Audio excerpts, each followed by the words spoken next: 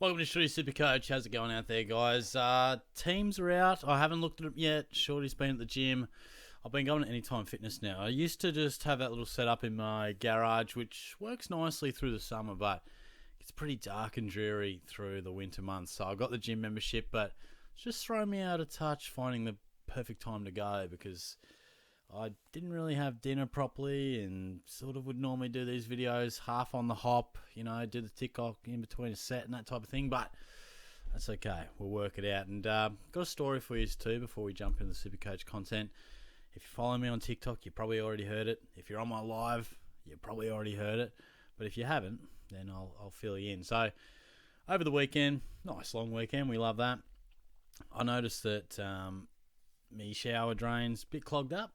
I'm having a shower, and when the basin bit, the bottom of it just gets like pretty full. It's like filling up like a bath. You're like, yeah, it's not ideal.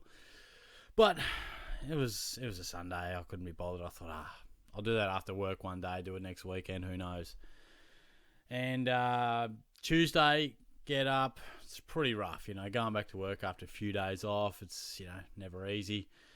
And I'm not the best in the morning as is. So my showers in the morning, it's just pretty soul searching. I'm just zoned out, hot water pouring all over me, just really trying to set myself up for the day. And the bottom of it starts to fill up, and I'm like, yeah, that's cool. I'm aware of that. I know it's clogged. I'll get to it. We've probably just got to be out of the shower relatively quick, I guess. But I was so zoned out, and just time just moves differently when you're half conscious, and it's 7:30 in the morning. Which is early for me. I know some people probably get up way earlier than that, but you don't want to see me before 8 o'clock, mate. Anyway, I'm looking like through the glass door, like the bloody glass wall of your shower. And there's suds on it, that's normal. But then I'm just half zoned out and these suds are moving. I'm like, hang on, what the heck? And then I realise that ain't the shower wall anymore. These suds, they are moving outside of my shower. We are flooding the bathroom, guys. Things are going a bit crazy. And I'm like, Jesus Christ, I have to switch on. And it's covered the whole floor. Like, nothing too crazy. Like, it's nothing wild in terms of the depth, but the whole floor was covered in water and it was coming out. So I had to bloody turn the shower off, chuck me towels on the thing. I'm naked at this point, as you would imagine. I just got out of the shower. And then I got to get like 6 other towels, throw them all on top, and then I'm like running on a pretty tight time schedule as normal in the morning for me. So I'm like, oh, Jesus, how many towels, trying to just, it was just chaos, mate. And in amongst all this, because I was kind of panicked, I thought, well, I've got to just this thing's flooding. I've turned the shower off, but I've probably got to deal with this clogged thing as much as I can. And in hindsight, it wasn't the greatest call, but I've with my bare hands, mate, I've gone into the drain, and it's disgusting, right? I knew the issue.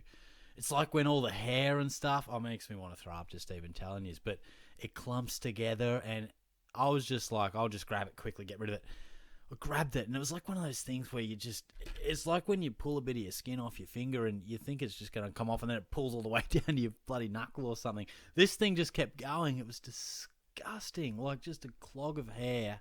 And I'm like, oh, God, threw it in the bin. I was like, this is fucked. I want to just bleach my hands and just cut them off. But I hate, there's nothing worse than you're just having a bowl of cereal or food or something and there's a hair in it. Oh, God, let alone a whole bunch of hairs wet in the drain while my bathroom's flooded. It was cooked, mate. But anyway, that was my Tuesday morning. So you love that. But let's talk some SuperCoach. I don't reckon I saved the notes. Fucking hell.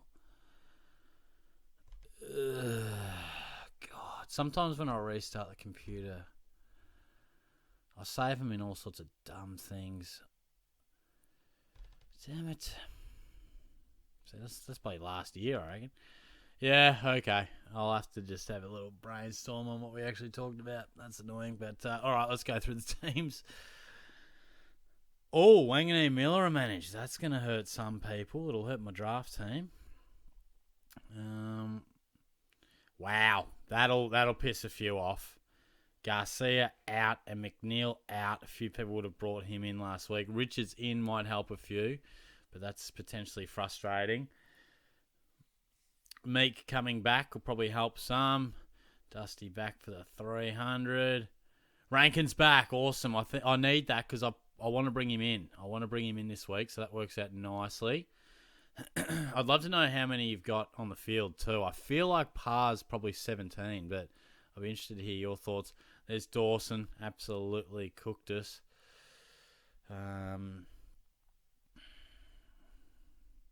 Rosie does come back, so that'll be very handy. Probably not many still have him, but I think he'll be a great inclusion in 2 or 3 weeks when he really drops down, and hopefully Josh Kelly returning can kind of help Tom Green in some way, shape or form. But I'll go to my side and just talk about my early plans on the trade, and then I'll just stop the video and do a bit of a debrief on the topics we'll actually cover. So I'm going to use 3 trades again. We're going to be down to 8. I feel like I'll have a completed side with about 4 trades. Maybe I want to have like 23 premiums. That's my hope. My hope is to have McKercher as a guy who can... He didn't come back, did he? Fucking hell. God. Oh, where is this prick? I forgot about him. So fucking annoying. I mean, where is this bloke? I've been hearing he's going to be back for bloody ages.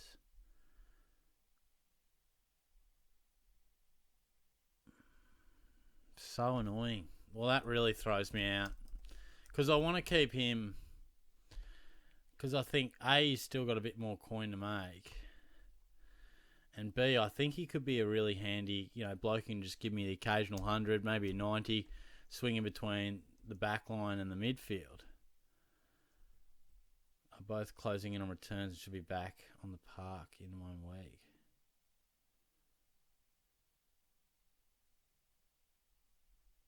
Yeah, right. He's really been struggling, hasn't he? Oh, I don't know. Don't know. Yeah, I'm not sure. I'll think on that one too. But yeah, hope you guys enjoy seeing Shorty crack it live on record. But I'm thinking Petrarca to Rankin because it's not a fit for my midfield premiums at this point, and Rankin fits the bill in the forward line. Graham down to someone. I'm not sure on the rookie front what's really popping up. And then it's going to have to be Mac Andrew to Luke Ryan. That definitely has to happen. So I think with Rankin's break even and Mac Andrew having the buy and pretty much made as much money as he can, I think that's probably the play. So I don't really know what rookies are on offer. Maybe we'll have a cheeky little look, but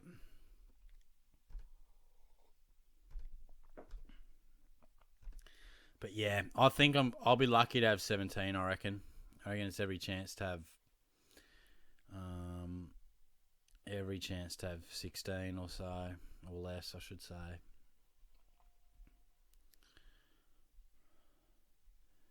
Well, Dowling we've already got. I mean, obviously Kruger's in the forward line. I could swing him around as well.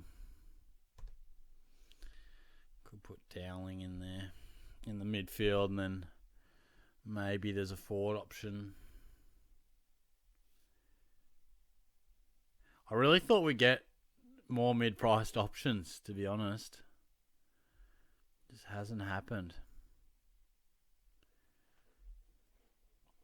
So there's Kruger, and honestly, it could be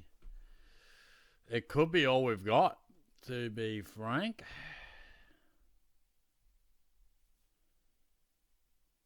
Jeez, it is so slim. Yeah, that flattens me. All right, I'm going to have a little debrief on a few questions that you guys put forward on my live and see if I can build the energy back up. That's flattened me. All right, I've calmed down. We've had a nice glass of water, and we're just going to reset now. And look, I think I'll still get 17. What will we have? We'll have just 2 zeros down back. We'll be able to replace those 2. So 1 0 in the midfield, another one there. Yeah, so I think we're going to be we'll be okay. We'll be half okay. What is that? 2, 3. They'll get covered. 4. Yeah, so we might be touch and go for 17 or 18. I'll just see how we go on the trades. But Ari Schoenmaker, I think Howard's out for 4 weeks, and I feel like he might be the replacement. Now, he's a pretty highly touted guy. Heard good things out of him from the Saints. Really good VFL numbers. I'm a bit torn. Do you go Kruger or do you go Schoenmaker? I really don't know because I can do both with dual position.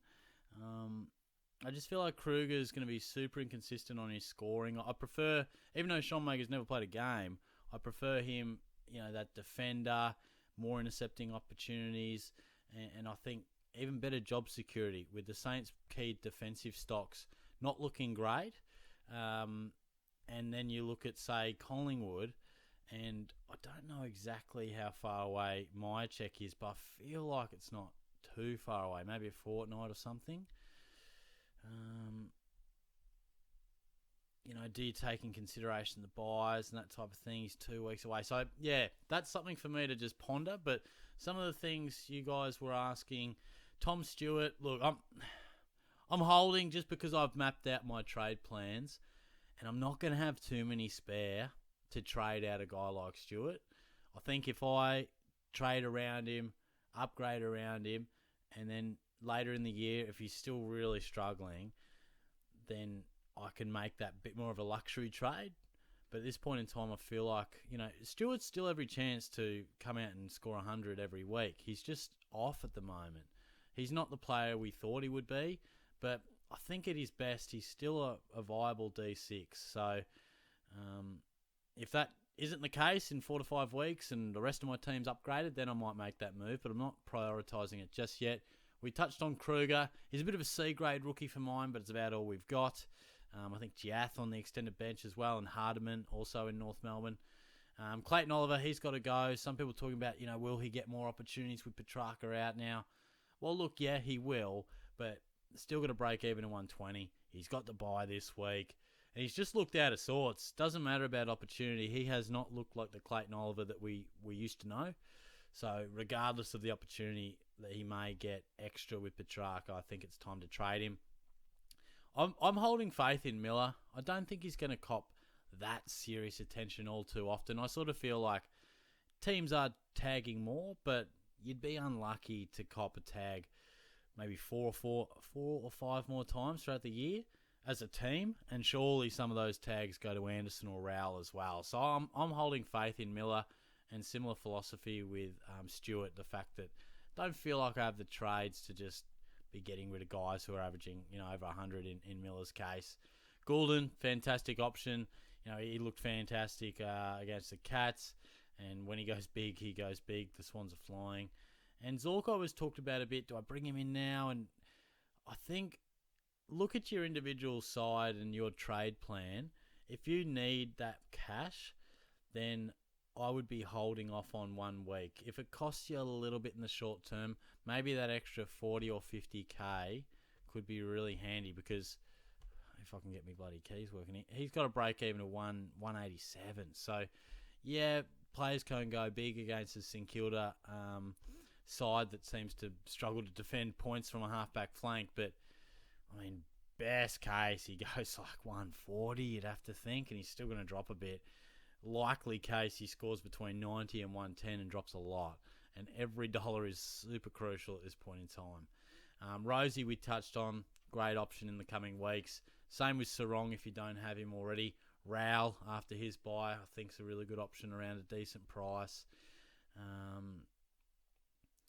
And Neil also. He could cop a serious tag this Friday night, but he did look fantastic as well. And Tom Green, again, I'm just repeating myself. I've got absolutely no right to hold faith in him, but here we are. I just don't think I can be throwing around trades at guys who are averaging 3 figures. I need to bring in someone like Rank, and I need to bring in someone like Luke Ryan. So that's the way I'm sort of approaching it. But yeah, how many of you got fielding this week? Be very interesting to see how we all go. In terms of VC and C options, Neil if you hear in the pre-game that the tag's not going to Neil, then you've got to have a look at him. Zorko, like we said, they leaked the points St Kilda to halfback flankers, so you've got to consider. Bontempelli, there's talk of a Hayden Young tag, so take that into consideration. Will Day was also getting a bit of love. He's a worthwhile option also. He's just come back in terrific form. Grundy against a weaker Adelaide ruck department. I don't think O'Brien came back in. I can't remember. And Dacos was named too, wasn't he? Because there was a bit of concern around Dacos, wasn't there? So maybe after my initial dummy spit, it wasn't the worst because we could have had a couple other guys out. And they've stuck with Strawny. So maybe Grundy could be an option. Could be Grundy into, I don't know, it'd be risky to go Dacos, but it could be Grundy into someone like Zach Butters. That's probably the way I'm looking at it. But yeah, all the best for the weekend. I'll cross my fingers on how many we got playing this week, but hopefully no more carnage because Petrarca just really threw me. But the poor lad's still in hospital, I think, so hopefully Christian's all right. But hey, I'll talk to you guys soon. Cheers.